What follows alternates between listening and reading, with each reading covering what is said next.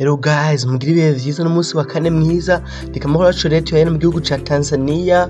Saido Ntibazonkiza King mufalme umwami yamaze gushika kabisa mu gihugu ca Tanzania. Akaba yashitse mu masaha ya 3:00 nkuko z'amasaha ya hani wacu abafana bayanga abana bashidukanye niyo nka kabisa kumusanganira kumwakirana ubwuzu. Urabona abamenyesha amakuru amajana abafana benshi bage kumakera ku kibuga c'indege kabisa bamaze gushika rero mu gihugu ca Tanzania. Ku munsi w'ejo twabwiye yuko bari mu baramutaka bavuga ati tumurindiranye igishika, bakore bamaze kumuronka mu vy'ukuri bavuga ati amefika kabisa, anafika ibintu bigiye kuba moto. Akaba ari Saido Ntibazonkiza canke Ntare azokwemerera gukinira umugwi wa Young Africans guhera 15 z'uku kwezi kwa 12 isoko ry'igura n'igurisha muri ico gihugu n'iryugururwa ku buryo buri officiel. Akaba ari yamaze imisi ari goal machine. Ivyo sinonda kubibuka mwese murabizi, ibitsindo 4 mu nkino 3 umuntu aba mu rugamba mu vy'ukuri. Uyu mugabo ari muri forme nankeka ko muri Tanzania yagiye kubikora, agiye kwigenza neza bakamumenya. Biranashaka ntaze namane n'igihe kinini yabandanya yigenza neza akongera agasubira hanze, akongera akaja mu mugwi yatembere kurusha ngaho muri Tanzania. Tukaba rero tuvuga tuti na bonne chance kuri Ntare, genda kabisa yabikora muri Tanzania kandi turavyizeye ko uzubikora kuko nubundi sanzwe ari umukinyi mwiza. Bonne chance kabisa, good luck. Ugiye kubikora, agiye kubikora kabisa. Azikara twigire rero ku mugana wa Burayi kimenyesha amakuru Daily Telegraph duhere mu gihugu c'Ubwongereza cyagarutse ku ntsinzi ya Paris Saint-Germain itsinda Manchester United ibisina muri kimari ya Old Trafford. Akaba ari PSG kabisa yarayihuye kuri Manchester United kivuga kiti ikarita itukura yahawe Fred itumye ibibazo kabisa biba kuri Manchester United. Ibi bibazo mu by'ukuri n'ingorane itsinda ryabo ribandanye gukomera. Ikimenyesha amakuru The Times naho cyagarutse ku ntsinzi ya Paris Saint-Germain itsinda umugwi wa Manchester United ibitsindo kabisa muri kimwe n'ibitsindo bibiri cya Neymar n'igitsindo kimwe cya Paris Saint-Germain cyatsinzwe na Marquinhos mu gihe cya Manchester United yatsinzwe kabisa na Marcus Rashford kivuga kiti bwana PSG Neymar yiwe barirokoye kabisa OT. Akaba ari kimenyesha amakuru Mila Sport cyo cyagarutse rero ku ntsinzwe ya Manchester United nyine na Paris Saint-Germain kivuga kiti Neymar hamwe rero n'amasoni n'ibintu nk'ivyo kabisa byo kutamaramara. Akaba ari cyagarutse ku ikarita itukura yahawe Fred. Guys, mu ndebere bimenyesha amakuru yo mu Bwongereza, Fred yahawe ikarita itukura. Amakosa yose cyangwa intsinzi yose ya Manchester United barimo barayita kuri Fred. Urabona ikimenyesha amakuru Mila Sport kigaze kuri Neymar kivuga kiti Neymar kabisa yivanye OT, atariko hariho n'ibimaramari kundi muntu utarinze kuvuga kivuga disi Fred ariwe bateka amakosa yose yiyo ntsinzwi ya Manchester United ko rikacha tukura mu vy'ukuri yahawe. Ikimenyesha amakuru Daily Star kivuga kiti Fred low atikati tukura ya Fred niyo dukoze ko. Ikimenyesha amakuru cyo hanyine mu gihugu c'Ubwongereza kitibira kiti Fred red bla bla nico gitumye ijoro rya Manchester United riba ribi. Ikosa rya Fred yakoje mu vy'ukuri numva ryakarenganye ne Fred niwe yakoze ikosa akirimo ko batatsinze. Uraza amaokaziyo Martial yagushije kuri ko batablaming Martial ubwiwe yagushije ibitego byishere gutuma urukino ruhinduka. Fred watana manti ya red card. Akore Fred mu vy'ukuri ari mwarabizira ikarita itukura yahawe ari mwarayizire. Kimenyesha mu Daily Express naho cyagarutse ku ikarita mu vy'ukuri itukura ya Fred. Ibintu nibiki abongereza barasara. Ikarita itukura ya Fred kabisa ibaye ikibazo kuri Manchester United. Ibintu vyose vyabe bavyibagije, occasion Martial yahushije baziyibagije, ibintu vyose vyabe bavyibagije. Fred ni watumye Manchester United itsindwa. Ntavyo nshigikiye. Uravyo occasion zibiri Martial yahushije cyane gutuma urukino ruhinduka. Nkashira nikosa kuri Ole Gunnar Solskjaer yase kumusimbuza hakiri kare azana nka gusimbuza Fred. Je mfata kibazo yakoze ni mukinyi wa hagati nibyo nyine yari gukina. Kenagaruka no ku ntsinzi ya Chelsea ibitsindo 4 mu busa, ibitsindo 4 byose byatsinzwe na Olivier Giroud. Ibitsindo 4 mu vy'ukuri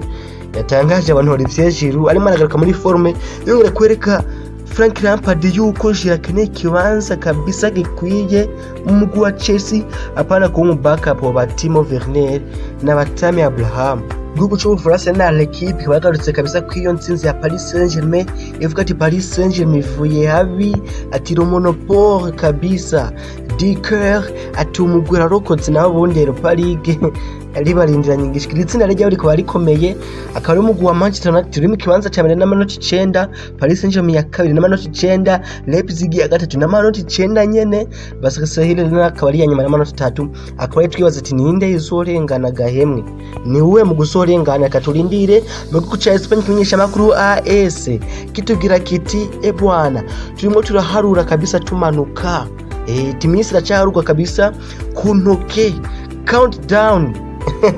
kwa kuri Zinedine Zidane kabisa nuwo kazoza yiwe muri Real Madrid igishidikanywaho kabisa kevuga kiti imwuka muri dressing room ya Real Madrid n'ibindi bintu byose biberaho kabisa Zinedine Zidane tezo kubikontrola bikagenda neza naho bundi kabisa turimo turaharurira ku ntoke akaba Pochettino na Raul aribo bantu bibanze remo baravugwa ko bashobora kumusubirira bikako yuko Zinedine Zidane yahawe mu rukino rwa Sevilla ku munsi wa gatandatu natarutsinda akamugirira ikigongo bazomwongera urukino rwa Champions League bamaze gutaha tayari nta no kwazinda kumwirukana ngira wowe azocitanga imyoho naho yabihakanye kimenyesha makuru Mundo Deportivo kitubwira kiti 15 kuri 15 kigaruka kuri FC Barcelona atsinze mu rwa Afrique Vacosi ibitsindo 3 mu busa harimo rero ibitsindo vya Ousmane Dembele Antoine Griezmann na Martin Braithwaite akaba mu rwa Barcelona wo mu guhonyene mwisi muri Champions League watsinze inkino zose umaze gukina amanota 15 kuri 15 kitubwira kiti ata Messi nta ngorane nacho ikaruka kuri iyo situation ya Zinedine Zidane mu mugwi kabisa wa Real Madrid kimenyesha amakuru sport banyine mu gihugu cya Espagne kitwira kiti kabisa festival kabisa ya Champions League ati Barcelona kabisa yarabahiriye ati yarabahiriye batsinda kabisa inkino 5 kuri 5 bamaze gukina kandi batanafise Leo Messi kinatubwira rero yuko Zinedine Zidane bitamwuruye muri Real Madrid kinatubwira yuko Sevilla itakiba ya mbere mu itsinda nyuma yo gutsindwa na Chelsea itsinda bine mu busa byose byatsinzwe na Olivier Giroud kinatubwira yuko Leo Messi yaciwa mande y'amayiro 6 kubera kijya gikorwa yakoze cyo gutura igitsindo ciwe Diego Maradona agakura umupira kambaro uwundi mupira wundi mugwi akaba rero Messi yaciwe kabisa amande y'amayiro 6 mu vyukuri EF yo muri Espagne nta kijama Gugu cy'ubutare kimenyesha amakuru Tuto Sport cyagarutse rero kuri Cristiano Ronaldo kitubwira kiti yatsinze cy'amajana 750 akaba ari Cristiano Ronaldo yaratsinze igitsindo ciwe cy'amajana 750 kuva cyangwa kintu umupira w'amaguru kabisa mu mateka kinatubwira yuko kabisa agasore ka Chiesa ka Juventus nako katsinze igitsindo cyago ca mbere muri Champions League umusore kabisa yavanye muri mugwi wa Fiorentina kimenyesha amakuru Corriere dello Sport nacho cyagarutse nyine kuri Chiesa ati kabisa ari mari concentrate kabisa razutse kana no konsinze ya Juventus itsinda yo mugwi wa Dinamo Kiev bitsinde turi mu busa n'imigitsindo cya Cristiano Ronaldo Alvaro Morata n'igitsindo nyine cya Chiesa kinanga no kukunganya kwa Lazio Roma kabisa itumere igisabwa inota rimwe kugira bwana yikarifye muri kimwe 18 gishira icanyuma muri Champions League yisezuye kimeje mu Corriere dello Sport naho cyagarutse ku ntsinzi ya Juventus n'inkunganya kwa Lazio Roma kinanga no kuri Romelu Lukaku cyamugize hike kiratubwira kiti incredible Lukaku hike muri gufasha umugwi wa Inter domera kabisa ko bandanye bigenza neza ukagaruka muri course yo kwikarifya muri Ligue des Champions kime 18 barindiriye final game kabisa ku munsi wa gatatu n'umugwi rero uzobahuza n'umugwi wa Shakhtar kitubwira kiti kabisa Lukaku arirokuye ariteguye kurokora Inter domira ku yindi ncuro ku munsi wa gatatu ku rukino rwa Shakhtar ikikarifya muri 8e de finale ya Ligue des Champions mwiza naho yatanguye nabi guys turabira ama statistique yavuye mu izo nkino zaraye zibaye akaba Kylian Mbappe yewe umukinyi w'umufaransa kiri muto mu mateka ashikanye inkino 40 cyangwa zo gukina inkino 40 zo ku mugabane wa Burayi dushizemo Europa League na Champions League ku myaka ya 21 n'imisi amajana 348 akaba ashikanye inkino 40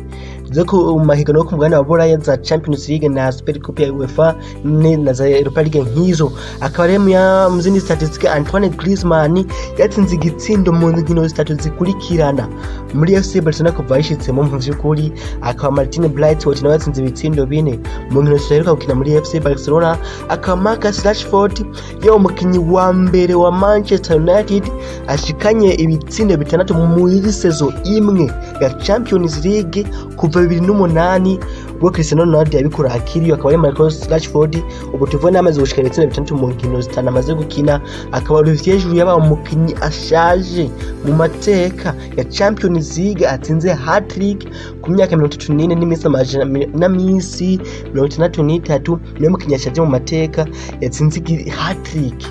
muri Champions League akaba regiriwe natsinze perfect hat-trick igitsindo kimwe cy'ukubavu ikindi cy'ukuryo ikindi kabisa c'umutwe akaba yashasina n'igitsindo ca kane ca penalty akaba nawe mukinyi rero wa mbere mu mateka ya Chelsea atsinze ibitsindo 4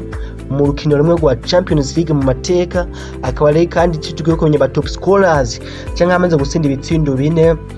ibitsindo vyinshi yisize muri Champions League ari mu ratafise 6 na Haaland 6 hamwe na Rashford 6 tumaze kubabwira akaba kandi ngo Barcelona wo muguwonye maze gutsinda inkino zonse kuri zose wakinye 5 kuri 5 ufise amanota 15 kuri 5 ufise amanota 15 kuri 15 akaba kandi Cristiano Ronaldo nyene yatsinze igitsindo cyo c'amajana 750 kuva tanguye gukina umupira w'amaguru mu mateka akaba rero yanatsinze igitsindo cyo ca 71 ku nkino za domicile cyangwa zo muhira muri Champions League akaba yaciye ko Leo Messi amaze kuhatsindira nkino 70 plutôt ibitsindo 70 akaba ari Stéphane Frappard umukenyezi kabisa wo mu France akazi yaba mu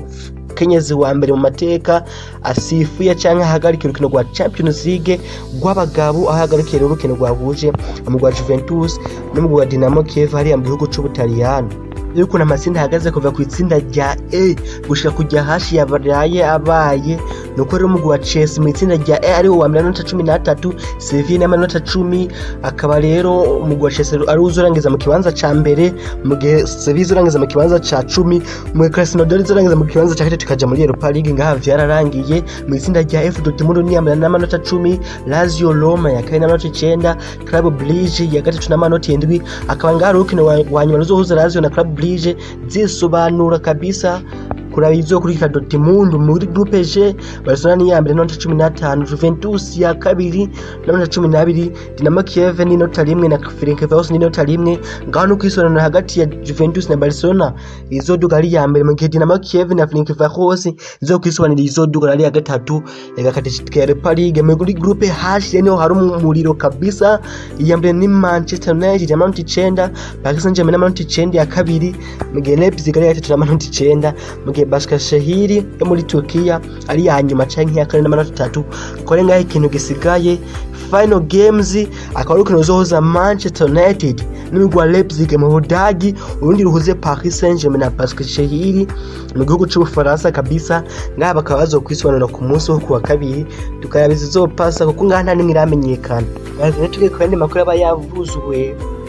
mu rukino rwa Neymar nyuma yo gutsinda Paris Saint-Germain yavuze ati bwana je ubushaka gukina na Messi mu mwakuza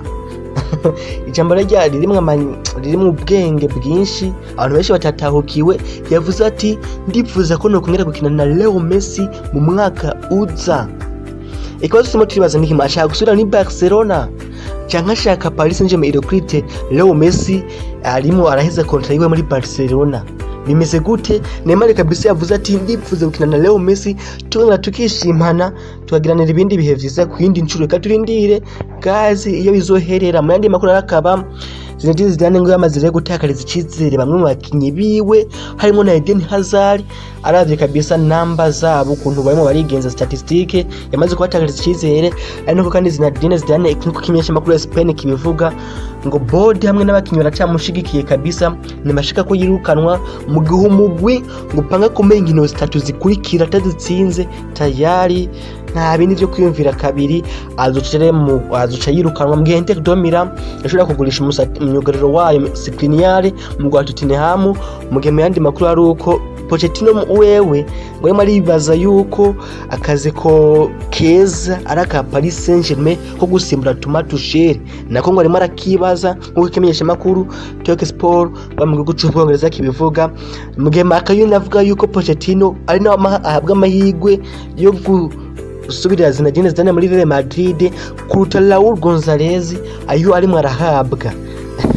ibintu bya Pochettino kanye bizoherera aya mu gihe kandi mu yandi makuru aruko rero ngo Premier League atamugambi ifise wo kuzotera urukingo rwa Covid canke urucanco rwa Covid abakinyi bayo mu gihe na population y'abongereza izo bitera ruhabwa uko kimenyesha makuru Telegraph kibivuga akaba ari guys mu yandi makuru rendabira Ousmane Dembele ku munsi w'ejo Ousmane Dembele yahawe brassard kabisa akina ari kapitene agari ikintu cyaje gusetsa abantu ko ntiyambaye brassard ayicuritse ayihindukije si Dembele kabisa avuga ati Dembele kabisa zo kuyamira ari Dembele kabisa yambara brassard kabisa yihindukije we Ousmane Dembele Dembuze umufaransa kabisa nagize match nziza ayamara mu bihe byiza mu byukuri uravye nka match turereka gukina nayo kadasanzwe asetsa abantu kabisa ewana yadukoreye umunsi guys mugirire byiza murakoze.